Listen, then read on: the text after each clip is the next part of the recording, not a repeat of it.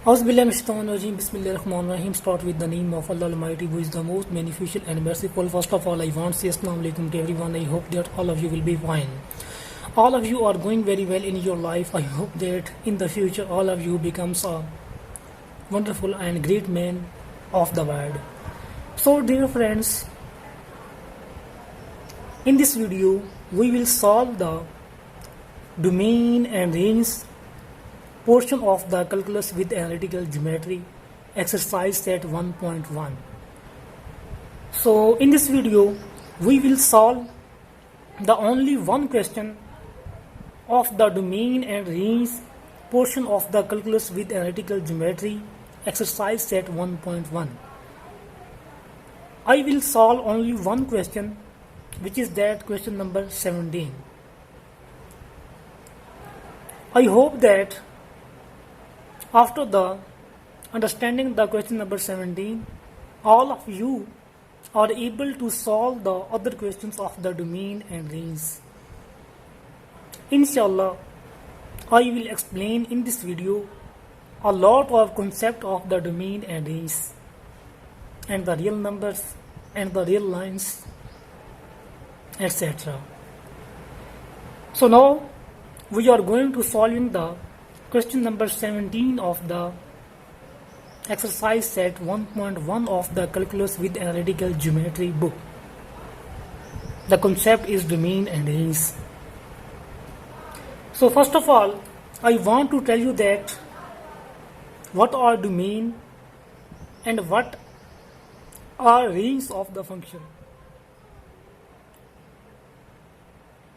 So I want to tell you that domain of a function is may be defined as all the input values, those values which we put the function is called the domain of the function.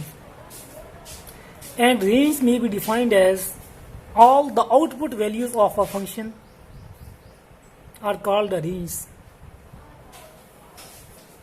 Function is like a machine in which we put the input values and function gives us output values.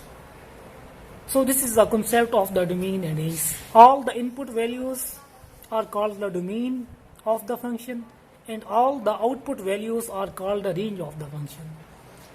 So now we will solve the question number 17 of the exercise set 1.1 of the calculus with analytical geometry.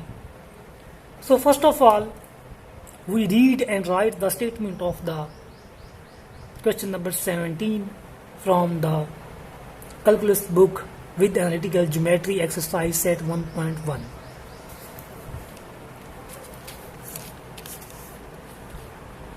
The statement of the question number 17 is a given function f of x which is equal to 1 minus x square contain a square root.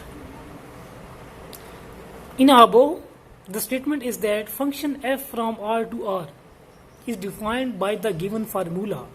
Determine the domain of the function.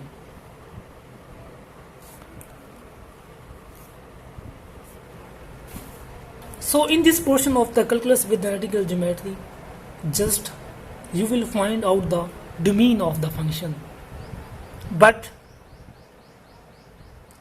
I will find the domain of the function as well as range of the function. So the statement of the question number 17 is f of x which is equal to 1 minus x square contain a square root. This is a given function. So in a solution, first of all we write given function. The given function is that f of x which is equal to 1 minus x square contain a square root. So in this function we can observe that just we put two values. Those values are minus 1 and plus 1. It is because if we put the other values rather than minus 1 and plus 1, then the condition of the function is not satisfied. So first of all, you know about the conditions of the function. There are main two conditions of the function. First condition is f of x which is not equal to 1 by 0 or infinity. And the second is f of x which is not equal to iota or complex number. It means that your function cannot be undefined, and it means that your function cannot contain any complex number. So what are complex numbers? Those numbers which contain the iota sign. Those are all called complex numbers. So that's why if we put the values rather than -1 and rather than +1, then the conditions of the function will not be satisfied. So first of all, we check to put the value of x is 1 in this function. When we put the value of the x is 1 in this function, then we get the value of f of 1. We will put the 1 in the place of the x in this given function. So the function becomes f of 1 which is equal to 1 minus 1 square contain a square root. F of 1 which is equal to 1 as it is, the square of the 1 is 1 which contain a square root. F of 1 which is equal to 1 minus 1 becomes 0 which contain a square root. The square root of the 0 number is a 0. So now we put the value x is a -1. The function becomes f of -1 which is equal to 1 minus into -1 contain a square which is also contain a square root. F of -1 which is equal to 1. The square of the -1 is a +1. So 1 minus 1 is a 0. The square root of the 0 is a 0. But when we put the value x which is equal to 2 in this function, then the function becomes f of 2 which is equal to 1 minus 2 square contain a square root. The square of the 2 is 4. The answer of the 1 minus 4 will be -3 which contain a square root. When we solve this, then this becomes a complex number. It means that the second condition is satisfied. The second condition is satisfied. According to second condition, the answer of our function will not be any complex number. So when we put the value of x is 2 in the given function, then the answer of the given function will be 3 iota. It means that this is a complex number. We cannot put the value 2. And now we generalize that if we cannot put the value which are greater than 1, so it means that we cannot put all the values which are greater than 1, like 2, 3, 4, 5, 6, 7, 8, 9, 10 up to so on. We cannot put these values. It is because we can put these values, then the answer of the function will be complex number. So as the same way, when we put the value of the x is -2, then the function becomes f of -2 which is equal to 1 minus into -2 square contain a square root. The square of the -2 will be 4. The answer of the 1 minus 4 will be -3. Then we solve this, then this is also a complex number.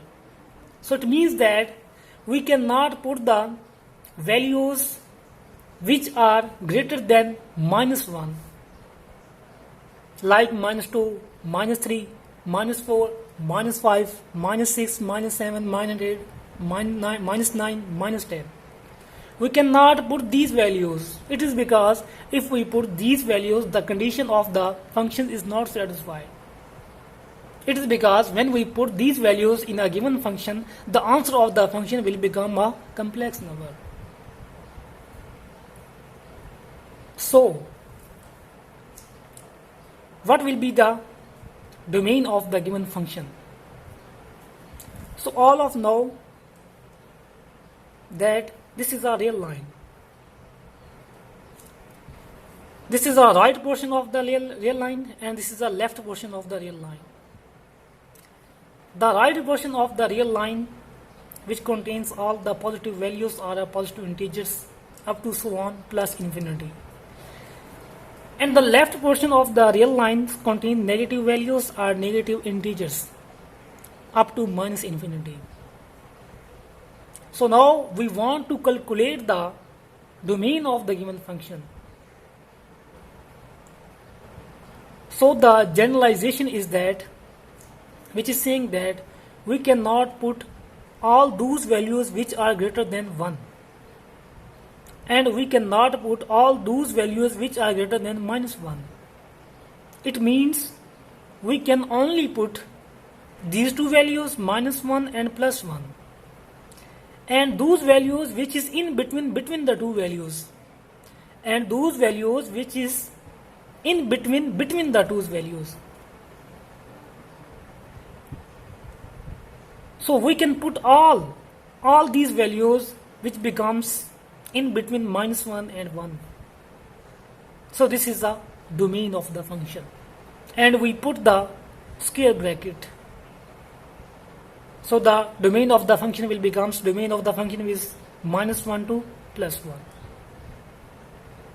This is the first part of the video, and in the second part of the video we will solve this given functions in order to determine the range of the function.